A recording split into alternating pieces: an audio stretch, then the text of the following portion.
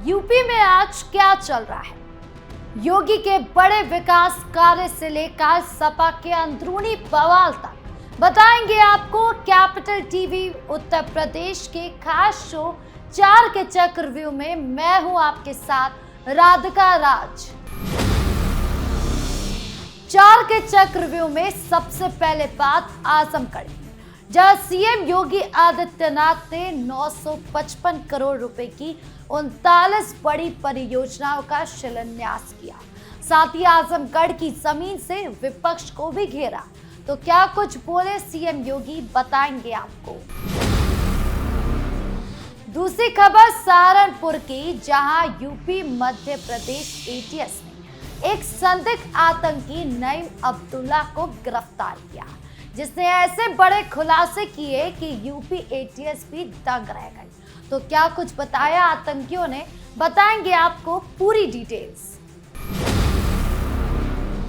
तीसरी खबर हरदोई बवाल की, जहां समाजवादी पार्टी के जिला अध्यक्ष शराफत अली का पूर्व विधायक राजेश्वरी देवी के खिलाफ आपत्तिजनक ऑडियो वीडियो वायरल हो गया, जिससे अब पार्टी में घमासान मच गया है और सत्ता पक्ष बड़े बड़े आरोप लगा रही है। तो क्या कुछ हुआ सपा विवाद में, बताएंगे आपको। 4 के चक्रव्यूह के आखिरी में बात लखनऊ एयरपोर्ट की, जहां दिल्ली जाने वाली इंडिगो फ्लाइट टेक ऑफ से ठीक पहले बम होने की खबर से वहां पर हड़कंप मच गया। बताएंगे आपको पूरे मामले की सच्चाई। तो चलिए बिना किसी देरी के शुरू करते हैं 4 का चक्रव्यूह। 4 के चक्रव्यूह में सबसे पहले बात आजमगढ़ की, जहां सीएम योगी आदित्यनाथ ने एक दिन पहले 955 करोड़ रुपए से ज्यादा की 39 बड़ी विकास परियोजनाओं का शिलान्यास किया। सदर और मुबारकपुर विधानसभा क्षेत्रों में ये प्रोजेक्ट शुरू होने जा रहे हैं। सड़क निर्माण, बिजली आपूर्ति, पेयजल, शिक्षा और स्वास्थ्य से जुड़ी योजनाएं शामिल हैं। योगी सरकार का फोकस लगातार पूर्वांचल के पिछड़े जिलों को मुख्य धारा में लाने पर है और आजमगढ़ इसकी बेहतरीन मिसाल है। कार्यक्रम के दौरान मुख्यमंत्री ने एक पेड़ मां के नाम अभियान के तहत वृक्षारोपण भी किया और पर्यावरण संरक्षण का संदेश दिया। योगी ने कहा कि विकास के साथ साथ पर्यावरण की रक्षा भी हमारी जिम्मेदारी है। परिवहन मंत्री दयाशंकर सिंह, आजमगढ़ प्रभारी मंत्री अनिल राजभर, कैबिनेट मंत्री दारा सिंह चौहान और भोजपुरी स्टार दिनेश लाल यादव, निरहुआ समेत कई जनप्रतिनिधि मौजूद रहे। 950 करोड़ का ये पैकेज आजमगढ़ के लिए काफी अहम है। स्थानीय लोगों को रोजगार मिलेगा, कनेक्टिविटी बढ़ेगी, स्कूल कॉलेज बेहतर होंगे और स्वास्थ्य सुविधाएं मजबूत होगी। योगी सरकार बार बार कह रही है कि अब विकास की राजनीति होगी, ना कि सिर्फ वादों की। इस दौरान योगी ने विपक्ष पर भी जमकर निशाना साधा। उन्होंने कहा कि विपक्ष वाले लोग सिर्फ तुष्टीकरण की राजनीति करते हैं, फटवे की राजनीति करते हैं। उन्होंने पूर्वांचल को लूटा लेकिन विकास के नाम पर कुछ नहीं किया। योगी बोले, जब तक ये लोग सत्ता में थे आजमगढ़ जैसे इलाके में अंधेरा छाया रहा। अब भाजपा सरकार ने यहाँ विकास की रोशनी पहुंचाई। विपक्ष अभी भी वादों और झूठ के सहारे वोट मांग रहा है, लेकिन जनता अब विकास देख रही है। खबरों में अब बात सहारनपुर की। दरअसल मध्य प्रदेश एटीएस ने मध्य प्रदेश में एक संदिग्ध आतंकी को गिरफ्तार किया था, जिसका नाम मोहम्मद फराज था। उस आतंकी को जब मारा पीटा गया तब उसने बताया कि वो पाकिस्तान के इशारों पर भारत को दहलाने की कोशिश कर रहा था, पाकिस्तान के दिए गए टास्क को पूरा करता था। यही नहीं, सबसे बड़ा खुलासा जो मध्य प्रदेश के आतंकी ने किया कि उसका दोस्त नईम अब्दुल्ला है, जो यूपी के सहारनपुर में मौजूद है। अब वो भी पाकिस्तानी आईएसआई के कहने पर भारत की सुरक्षा को चोट मार रहा है, जिसके बाद मध्य प्रदेश की एटीएस ने तुरंत यूपी एटीएस से बात की और उन्हें पूरे मामले के बारे में बताया। फिर क्या था, यूपी एटीएस ने तुरंत गाड़ी निकाली और पहुंच गई सहारनपुर के ननौत इलाके में।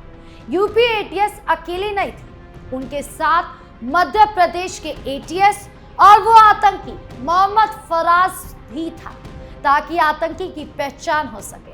यानी ये एक जॉइंट ऑपरेशन था, जिसके बाद सारण पहुंची एटीएस की टीम ने नईम अब्दुल्ला को देखा। नईम अब्दुल्ला ने भागने की बड़ी कोशिश की, लेकिन आखिरकार यूपी एटीएस ने उसे दबोच लिया, जिसके बाद जब दोनों आतंकी दोस्तों को साथ में बिठाया गया तो पता चला कि दोनों ही देहबंद मदरसे में पड़े हुए थे। दोनों को पाकिस्तान से भेजा गया था भारत की अपडेट और टास्क देने के लिए। यही नहीं, उन दोनों को एक ट्रेनिंग कैंप में भेजा जा रहा था, जहां वो प्रोफेशनल आतंकी बनते, विस्फोटक कैसे होता है, लोगों को कैसे मारा जाता है, ये सब सिखाया जा रहा था। वहां पर वो अपने आकाश से ट्रेनिंग लेने वाले थे। उन आतंकियों ने बताया कि वो अकेले ट्रेनिंग नहीं लेते, बल्कि उनके साथ और भी ऐसे आतंकी थे जिसे प्रोफेशनल आतंकी बनाने की ट्रेनिंग दी जा रही थी। ये सारी बातें सुनकर पहले तो मध्य प्रदेश और यूपी एटीएस ने दोनों आतंकियों को पीटा, फिर दोनों को जेल भेजकर ये पता लगाने लग गई कि अभी ऐसे और कितने पाकिस्तान के चूजे हैं जो भारत में पनप रहे हैं, जिनका इलाज करना जरूरी है। खैर, अब सभी राज्यों की एटीएस क्या कुछ सबूत और आतंकियों को ढूंढ पाती है, ये अभी देखना बाकी होगा। खबरों में अब बात हरदोई की, जहां हमेशा से विवादों पर रहे सपा जिला अध्यक्ष शराफत अली ने एक बार फिर पार्टी को सवालों के घेरे में खड़ा कर दिया। दरअसल शराफत अली ने समाजवादी पार्टी की ही पूर्व विधायक राजेश्वरी देवी के लिए अभद्र टिप्पणी की, जिसका वीडियो किसी ने छुपके से बना लिया और सोशल मीडिया पर डाल दिया, जो कि आग की तरह फैल गया। वीडियो में सपा के जिला अध्यक्ष कह रहे थे, सपा के पूर्व विधायक के लिए वो कह रहे थे कि वो जुआरियों को घर में बुलाते हैं। यही नहीं, उन्होंने पूरी वीडियो में कई बार पूर्व विधायक के लिए गाली और आपत्तिजनक शब्द का इस्तेमाल किया। वीडियो में इतनी घटिया बातें की गई है कि हम आपको पूरा वीडियो भी नहीं सुना सकते, फिर भी एक छोटी सी झलक आपको इस वायरल वीडियो में दे देते हैं।